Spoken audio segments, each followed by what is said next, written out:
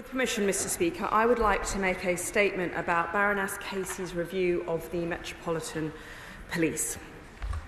I wish to put on record my thanks to Baroness Casey for undertaking this review on such a difficult and sensitive topic with the utmost professionalism. The Metropolitan Police Service plays a big role in our country, tackling crime throughout the capital and keeping 9 million Londoners safe, preventing terrorism nationally, and managing significant threats to our capital and country. Mr. Speaker, I back the police.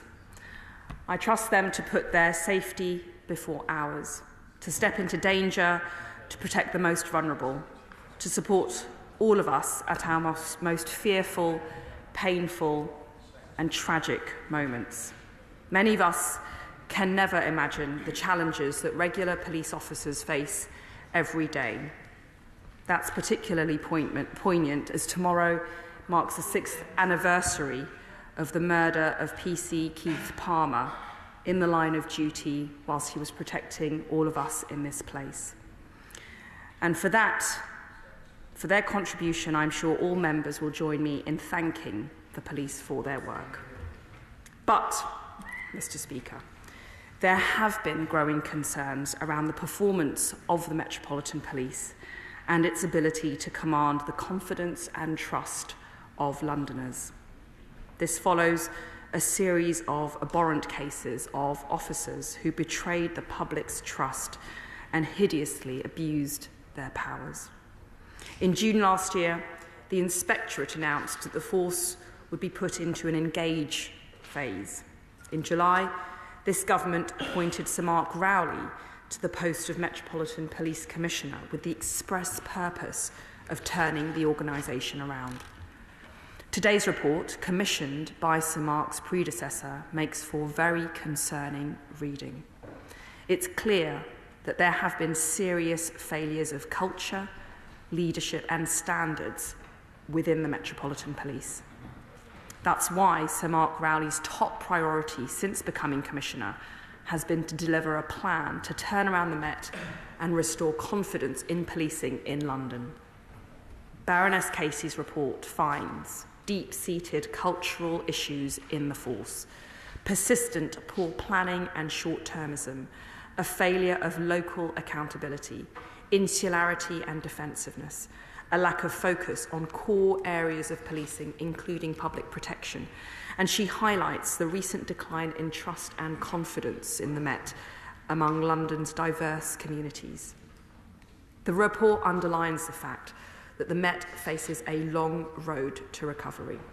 Improvements must be made as swiftly as possible, but some of the huge challenges for the organisation may take years to fully address. Baroness Casey is clear that Sir Mark and Deputy Commissioner Lynn Owens accept the scale of these challenges, and I know this to be true from my own work with them. I will ensure that the Metropolitan Police have all the support from central government they need to deliver on Sir Mark's pledge of more trust, less crime and high standards. Every officer in the force needs to be part of making these changes happen. As I said, as soon as I became Home Secretary, I want all forces to focus relentlessly on common sense policing that stops crime and keeps the public safe. This government is already providing the Metropolitan Police with support to do just that. Funding for the force will be up to £3.3 billion in 2023, a cash increase of £178 million compared with 2010. And the force has by far the highest funding per capita in England and Wales. As a result of the government's police uplift programme, the Metropolitan Police has more officers than ever before, over 35,000 as of December. The Home Office is providing funding to the force to deliver innovative projects to tackle drug misuse and county lines.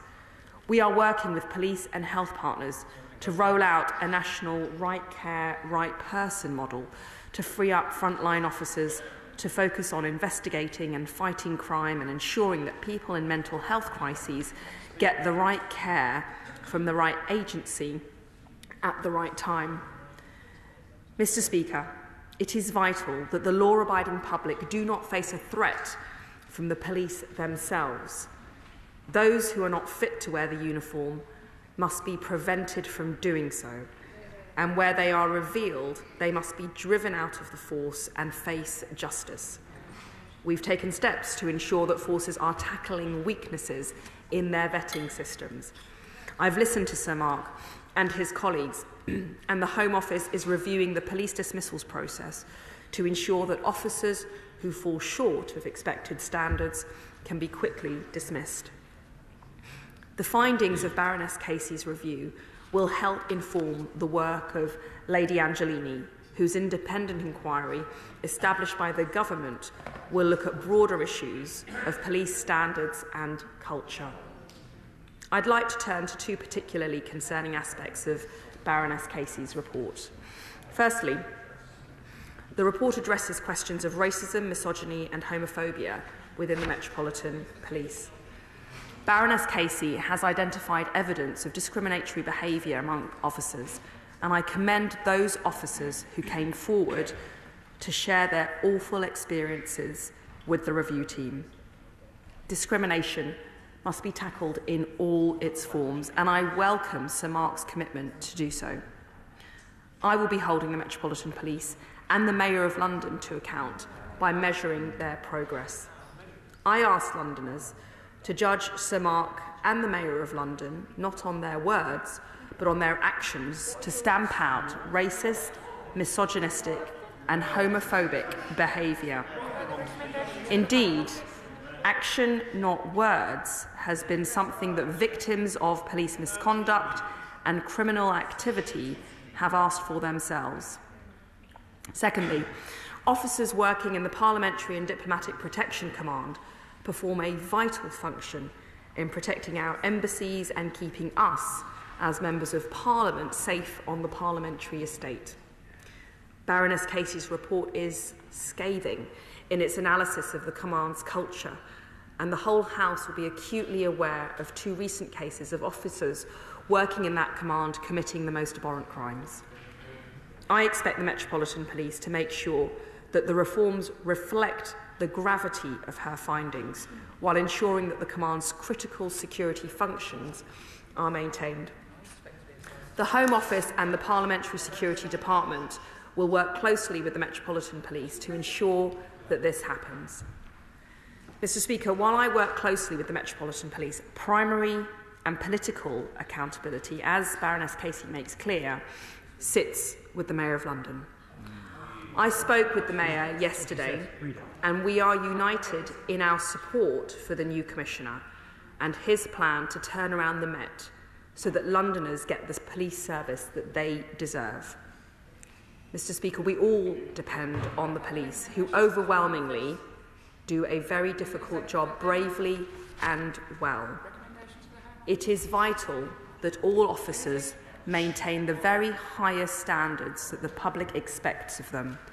Londoners demand nothing less, and I have every confidence that Sir Mark Rowley and his team will deliver that for them. I commend their statement to the House.